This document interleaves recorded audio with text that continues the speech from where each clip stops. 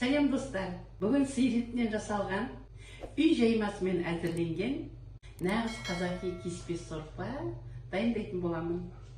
Олай болса, бастаймын. Достар, мен мына қазанға салқын суды құйып қойдым. Енді қазір етімді саламын. Етті жуып, тазалап, дайындап қойдым. Мінекей. Бәрін дайындап, сорықтырып қойдым. Енді етімді саламыз, газымды жағып алайын. Енді осыған еттерді салам.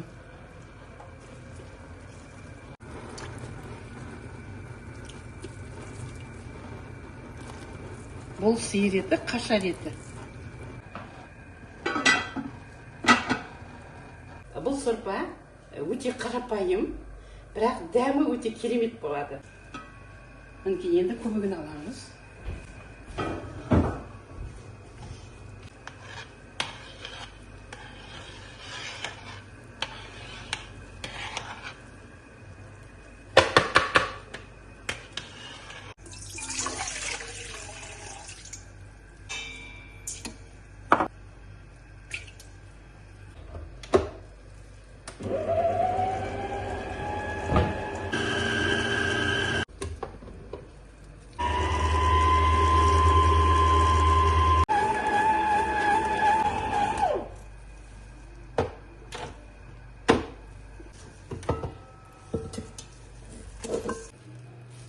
Холодильникке салып, жастарға қоя тұрамын. Ал достар, мінекей, жайлап қайнатып жатырмын. Жайлатып. Бұл сорпа жай қайнау керек. Сонда өте дәмді болады. Ол сорпаға мінекей бияз салып жатырмын, бір штук и бір морковь салам. Және тұзын саламын. Тұзын бәрін по вкусу өздеріңіз білесіздер ғой. Тұз саламын и бұрыш салам.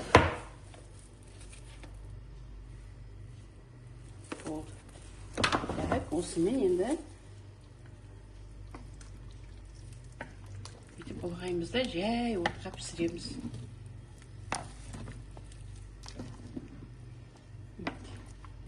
Қашардың еті болған соң майлы болып жатыр да, майлы. Қашар семіз болды да, сосын мына еті майлы болып жатыр. Жай отта осылай қайнатамыз. 2 сағат қайнатамыз бұны. Мінекей, мынандай етіп елеп алам.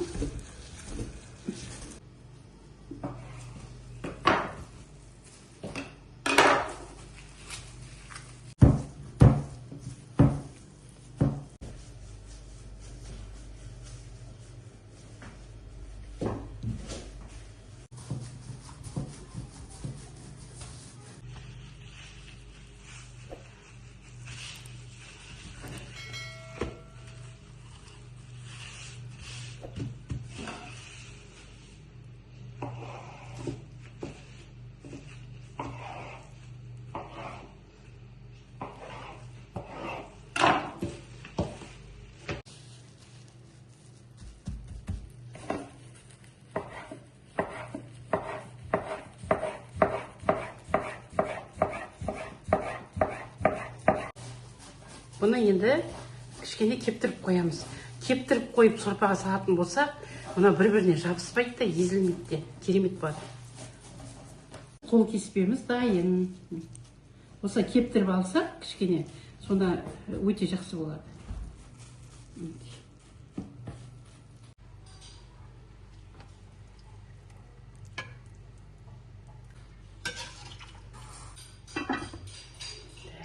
Міне достар, міне сорпамыз дайын болды, етіміз пісті. Енді картошкасын саламын. Картошка жуылған, ірі турайым. Бізде ірі етіп жейді балаларым. Сондықтан ірі турадым.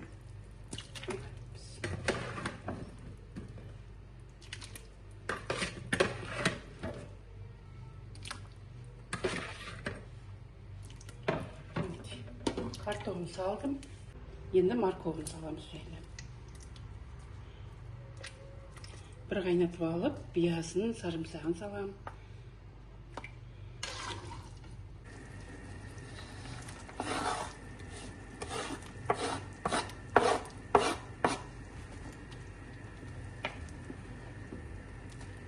Ысы деген керемет енді.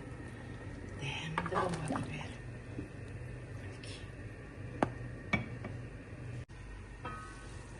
Ал мінекей дайын болды. Қазір жайма кеспемізді салатын боламыз. Мінекей керемет құрғақ. Ал саламыз бісміллә.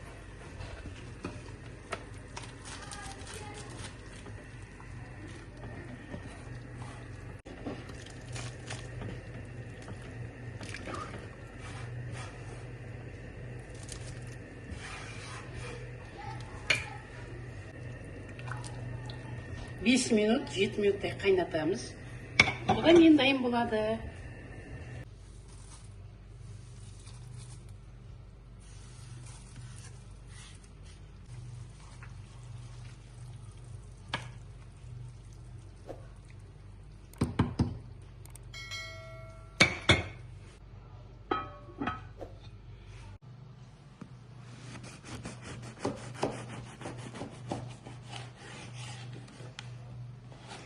Мен табананым, мінекей.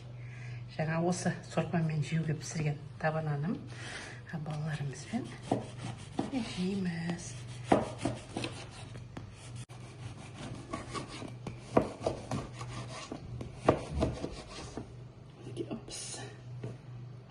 Күшті мінекей сорпамен керім болады енді.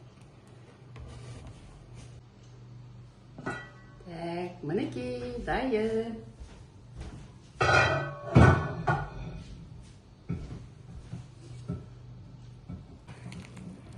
Сорпамыз енді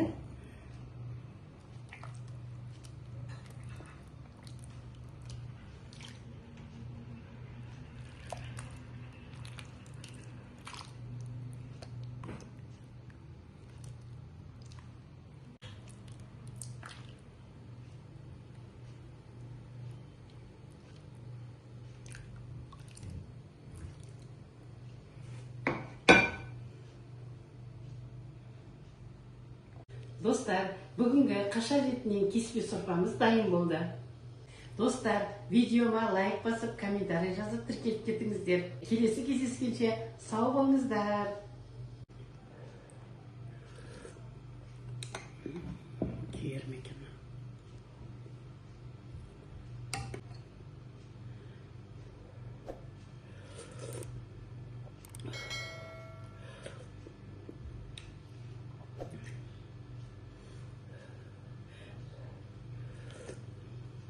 Нанды бүйтіп, табананды бүйтіп салып батырып жесеңіздер вообще дәмді болады.